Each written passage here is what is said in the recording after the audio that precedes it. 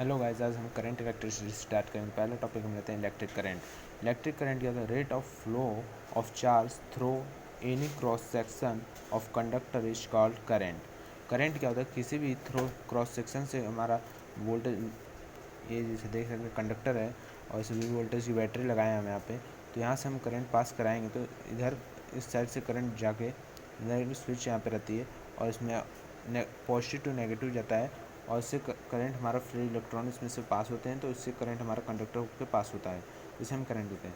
I equal to delta Q by delta T.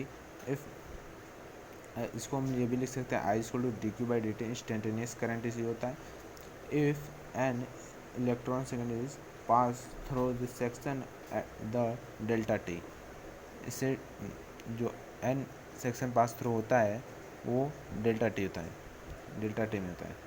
Current density बात करें हम, current density हम कह रहे हैं current density is a vector in the direction of current flow. Current density vector की तरह, वेक्टर में शो करता है, करंट डेंसिटी जो वेक्टर की तरह शो करता है करंट फ्लो को। It is denoted by J arrow, J के ऊपर एरो वेक्टर की तरह शो होता है। It is a current through flowing per unit cross sectional area, मतलब इट इज जो करंट फ्लो होता है cross section per unit area में ऑफ कंडक्टर का होता है। तो जैसे ये है, इस बीच में एरिया ए ले लिए, एरिया है और इधर से पास हो रहा है, तो ये तो ये तो करंट डेंसिटी बराबर आई बटा ए। करंट डेंसिटी बराबर करंट बटा एरिया होता है और इनटू एरिया का cap.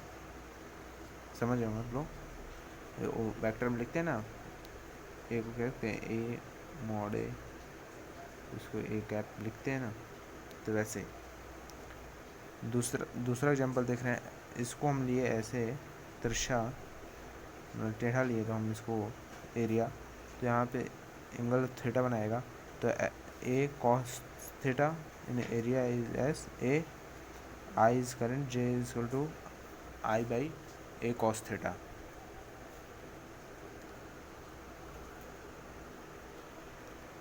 I is equal to J S cos theta, I is equal to J dot S. Third topic है हमारा current due to variable current. Current in, तो इसको हम बताते हैं in a conductor if C D in A J vector and it is pass through a sectional area A of the conductor and current is given. जो current pass through होती है, मतलब pass होता है I equal to J S, इसको हम J S I equal to J A, तो ये जे कॉस थीटा हम लिख सकते हैं। एस हम यहाँ पे लिखे हैं, लेकिन हम एस को ही एरिया कहते हैं, ठीक है? तो आप लोग इसको देख के मत सोचिएगा कि डी एस कहते हैं, एरिया है। तो करंट हमारा फ्लो कर रहा है, इसमें एरिया क्रॉस सेक्शनल एरिया लिए है, तो J current density B S, D area, S area ये। If D I is the current through the element reads have D I equal to J D S, J D A भी लिख सकते हैं, जे D S भी लिख सकते हैं, तो D I equal to J D S cos theta. Total current की बात करें तो I equal to integrated of D I, तो integrated J D S cos theta, ताई बराबर ये हो गया हमारा फॉर्मूला, ठीक है? एक हमारा क्वेश्चन है, देख लीजिए आप लोग। In a long wire of a round cross section of the radius R, current density varies with the radial distance from the wire x-axis. J is equal to c x square a ampere meter square. Find the total current flowing in the wire C is a positive constant.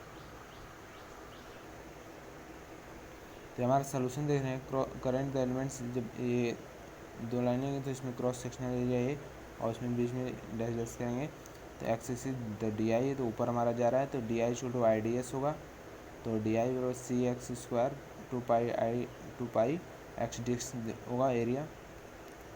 Total current I D I तो integrated, तो zero से R, two pi X cube D X, तो two pi C बाहर निकल जाएगा, constant था X by four R not, तो half pi C R, R के पावर 4 आंसर होगा हमारा, ठीक है?